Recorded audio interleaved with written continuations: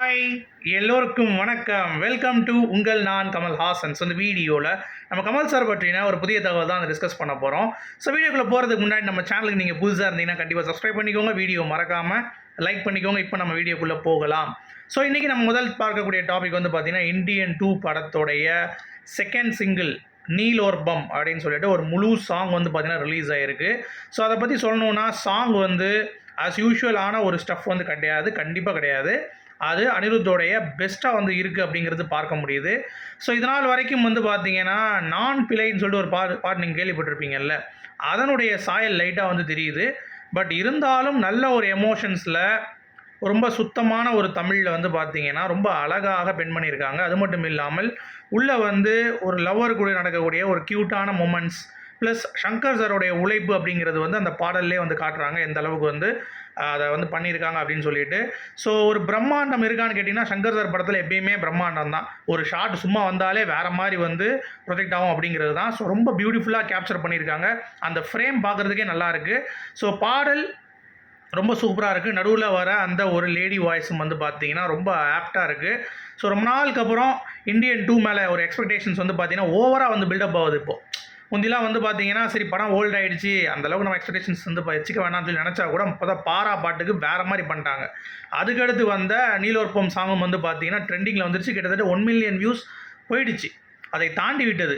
So அந்தளவுக்கு வந்து பார்த்தீங்கன்னா ஒர்க் வந்து பண்ணியிருக்காங்க அப்படிங்கிறது பார்க்கும்பொழுது சரியான ஒரு கூஸ் பம்ஸ் மொமெண்ட்டாக இருக்குது அப்படிங்கிறது தான் இது ஒரு பக்கம். இன்னொரு பக்கம் அனிருத் வந்து கம்பேக் இண்டியன்னு சொல்லிட்டு தமன் மாதிரி பண்ணார். பாரா வந்து ஏஆர் ரஹ்மான் ஜாடா இருக்குது.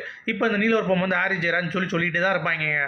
நீங்கள் நல்லா புரிஞ்சுக்கோங்க, இளையராஜா வந்து டீக்கில் இருக்கிறப்ப ரஹ்மான் வந்தப்போ என்னப்பா இவன் தான் இளையராஜா ஆக முடியுமான்னு சொல்லி பேசினவனுங்க தான். ஆனால் இளையராஜாவோட ஏஆர் ரஹ்மான் வந்து எங்கேயோ போய் ஆஸ்கார்லாம் வாங்கிட்டு வந்துட்டாப்புல. அதே மாதிரி தான் இப்போ அனிருத்தை பற்றி பேசுகிறாங்க, ஏஆர் ரஹ்மான்லாம் பெரிய பொம்பு அப்படின்ற மாதிரி.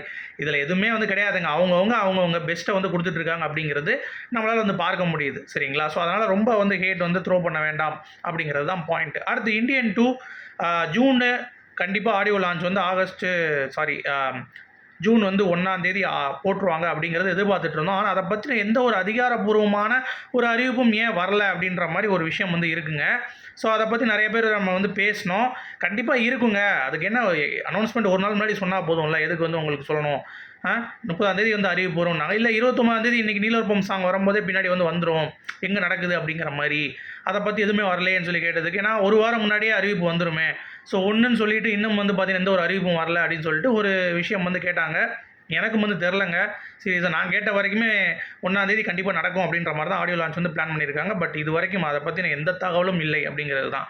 அது மட்டும் இல்லாமல் ஜூலையில் இந்த படம் ரிலீஸ் ஆகும்போது கூட வந்து எந்த படம் ரிலீஸ் ஆக போகுது அப்படின்னு சொல்லி கேட்டிங்கன்னா ஆச்சரியப்படுவீங்க. ஸோ பாலா அவருடைய வணங்கான் படம் வந்து இந்தியன் 2வோட மோதுது அப்படிங்கிற ஒரு அப்டேட் வந்து கிடச்சிருக்கு. அது மட்டும் இல்லாமல் அந்த நீலோர்பம் சாங்கில் வந்து ஏஆர் பிராங்க் பார்த்தீங்களா, ஏஆர் மியூசிக்கல் அப்படின்ற மாதிரி வந்துட்டு அடுத்து அனிருத் மியூசிக்கல்னு வரும். அந்த ஏஆர் வந்து அப்படியே பிரித்து அனிருத் அப்படின்ற மாதிரி வரும். எத்தனை பேர் நோட் பண்ணீங்க? சங்கருடைய பிராங்க் அப்படிங்கிறது தான். சரிங்களா? அடுத்து ரொம்ப முக்கியமான ஒரு அப்டேட் என்ன அப்படின்னு சொல்லி பார்த்தீங்கன்னா, நம்ம கல்கி 2898 AD பொறுத்த வரைக்கும் 4 பிக் ஷாட்ஸ், அதாவது கமல்ஹாசன் அவர்கள், அமிதாப் பச்சன், தீபிகா படுகோன், பிரபாஸ் டேரக்டர் சொல்லியிருக்காரு.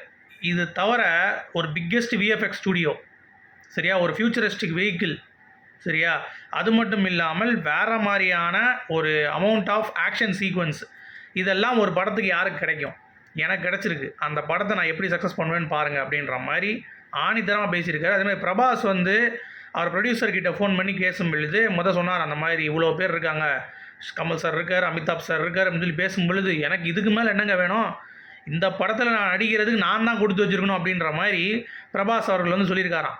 ஸோ அந்த மாதிரியான ஒரு சீக்வன்ஸ் வந்து போயிட்டுருக்கு. அது மட்டும் இல்லாமல் நம்ம பிரபாஸ் அவர்களும் கமல்ஹாசன் அவர்களும் சேர்ந்து ஒரு இன்டர்வியூ கூடிய விரைவில் வந்து பிளான் பண்ணியிருக்காங்க. அது மட்டும் இல்லாமல் இந்த புஜ்ஜி வெஹிக்கிள்னு சொல்லி ஒன்று பண்ணாங்கல்ல, அது சென்னையில் இருக்க மஹேந்திரா ஃபிலிம் சிட்டியில் வந்து பார்த்தீங்க அப்படின்னா இப்போ வந்து இருக்குது. ஓகேங்களா? அதில் ஃபிலிம் சிட்டி கிடையாது, அது வந்து மஹேந்திரா சிட்டி, அங்கே கார்ஸ்லாம் மேனுஃபேக்சர் பண்ணுவாங்களா, அந்த இதில் வந்து ப்ளேஸ் பண்ணியிருக்காங்க. அதில் நிறைய ஆக்ட்ரஸ் வந்து பார்த்தீங்கன்னா உள்ளே போய் அவங்க வந்து டெஸ்ட் ட்ரைவ் பண்ணியிருக்காங்க. ரவீனா வந்து இந்தியன் பாட்டுக்காக ஆடினாங்க அப்படிங்கிறத நான் சொல்லியிருந்தேன்ல, பிக் பாஸில் இருக்க ரவீனா, அதே மாதிரியே அவங்களே போய் அந்த ட்ரைவ் பண்ணி கொஞ்சம் உள்ளே போய் ஃபோட்டோஸ்லாம் வந்து எடுத்து பார்த்துருக்காங்க. பொதுமக்களுடைய பார்வைக்கு வந்து இருக்குது. அந்த மெஷின் வந்து 8 கோடி ரூபாயாங்க. ஃபியூச்சரிஸ்டிக் வெஹிக்கிளு, கிட்டத்தட்ட நிறைய டிசைன்ஸில் வந்து பார்த்தீங்கன்னா பண்ண போகிறாங்களா மகேந்திரா. இந்த மாதிரி ஏகப்பட்ட விஷயங்கள் வந்து கேள்விப்படுறோம். ஸோ ப்ரொமோஷன்ஸ் அப்படிங்கிறது கல்கி டீம் வந்து பார்த்தீங்கன்னா ரொம்ப யூனிக்காக வந்து பண்ணிகிட்டு இருக்காங்க. ஸோ அனிமேட்டட் ப்ரீலூட் வந்து அது 31 வந்து ரிலீஸ் ஆகும்போது இந்த மாதிரி ஏகப்பட்ட விஷயங்கள் கல்கி படத்துக்கு வந்து பார்த்தீங்கன்னா இருக்குது. ஸோ நிஜமாகவே ரொம்ப கூஸ் பம்ஸாக இருக்குது அப்படிங்கிறது தான். ஓகேங்களா. ஸோ வெயிட் பண்ணி பார்க்கலாம் எந்த அளவுக்கு இந்த படத்துக்கு அவங்க எஃபர்ட் போட்டிருக்காங்க அப்படிங்கிறது அவங்க பண்ணுறதுலே புரியுது. அந்த அளவு வந்து இருக்குது அப்படிங்கிறது தான். அடுத்து இன்றைக்கி வந்து பார்த்திங்கன்னா 38 வருஷம் பிளாக் பஸ்டர் விக்ரம். ஓகேங்களா. ஸோ வேறு லெவல் 1986 நமக்கு வந்து ரிலீஸ் ஆன இந்த படம் நீங்கள் நல்லா பார்த்துக்கோங்க. பிஜிஎம் அப்போ வந்து டிஃப்ரெண்ட்டாக இருந்தது. இளையராஜா அவர்கள் என்னடா அது இப்படி இன்ட்ரூவிங்காக போட்டிருக்காரு, ஏதோ ஒரு எக்ஸ்பெக்டேஷன்ஸ் இருக்குது அப்படின்ற மாதிரி. நம்மலாம் வந்து கன்னு இதெல்லாம் வந்து யோசிச்சுட்டு இருப்போம். அந்த டைமில் கம்ப்யூட்டர்னால் பார்த்துட்டு இருப்போம். அப்படி ஒரு டைமில் வந்து பார்த்திங்கன்னா ராக்கெட் லான்ச்சர் அதை வந்து இன்ட்ரடியூஸ் பண்ணுறாங்க. ஏன்னா அது இப்படி இருக்குது அப்படின்ற மாதிரியான ஒரு சீக்வன்ஸு. அடுத்து ராஜ்கமல் ஃபிலிம்ஸ் நிறுவனமே வந்து பார்த்தீங்கன்னா ஒரு ஸ்பெஷல் டீசர் 1986 விக்ரம் வந்து ரிலீஸ் ஆச்சுல, அதில் வந்து இப்போ இருக்கிற மியூசிக்கை வந்து மெர்ஜ் பண்ணி சூப்பராக வந்து பார்த்தீங்கன்னா ஒரு டீசர் வந்து பண்ணியிருக்காங்க. ரொம்ப பியூட்டிஃபுல்லாக இருந்தது. கமல் சார் அந்த டைமில் எவ்வளோ தூரம் பண்ணியிருக்காரு பாருங்கள். அதேமாதிரி கமல் சாரே சொல்லியிருப்பார் ஒரு வட்டம், 35 அடியிலேருந்து நான் வந்து குதித்தேன், மேலே அந்தளவுக்கு வந்து ஹைட் இருக்கும் அப்படின்ற மாதிரி. பட் இந்த படத்துக்காக நான் நிறைய எஃபர்ட் போட்டிருக்கேன் அப்படின்ற மாதிரிலாம் சொல்லியிருக்காரு. எப்பா பயங்கரமாக இருக்குங்க அப்படின்ற மாதிரி தான் இருந்துச்சு. ஸோ 38 இயர்ஸ் அப்படிங்கிறது மிகப்பெரிய ஒரு விஷயம்ங்க.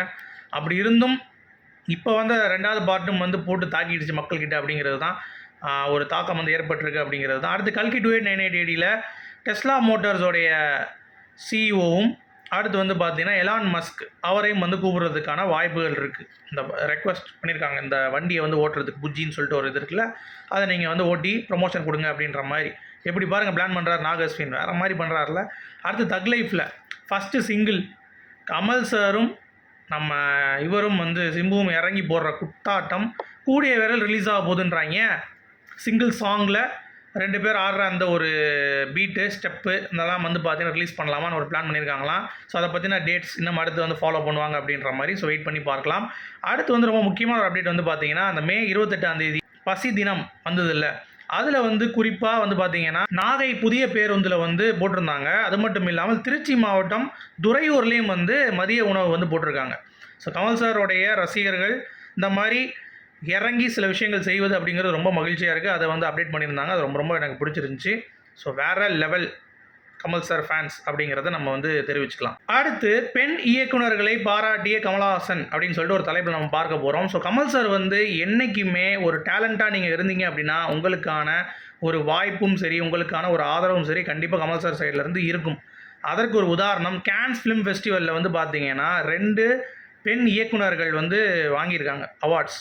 சரியா, கிராண்ட் ஜூரி அவார்டு வந்து வாங்கியிருக்காங்க. அதில் வந்து ஒன்று வந்து பயல் கபாடியா அப்படின்னு சொல்லிட்டு, அப்புறம் அனுஷ்யா செங்குப்தா அப்படின்னு சொல்லிட்டு 2 பெண் இயக்குநர்கள். அவங்களுக்கு வந்து வாழ்த்து தெரிவித்து நீங்கள் ரொம்ப சூப்பராக பண்ணியிருக்கீங்க, அந்த உடைய படங்கள்லாம் நான் பார்த்தேன், ரொம்ப அற்புதமாக இருந்தது, இதே மாதிரியே அடுத்தடுத்து நீங்கள் படங்கள் எடுத்து நல்லா க்ளோரிஃபை ஆகணும் அப்படின்ற மாதிரி பெண் இயக்குநர்கள் நிறையா பேர் வந்து வரணும் அப்படின்ற மாதிரியும் வந்து ட்வீட் போட்டிருக்காரு. ஸோ வேறு லெவல் ஆண்டவா அப்படிங்கிறத சொல்லிட்டு இந்த வீடியோ நான் முடிக்கிறேன். உங்களுடைய கருத்துக்கள் சொல்லுங்கள். மீண்டும் நாளை இன்னொரு சந்திப்போம். அது வரைக்கும் குட் பை.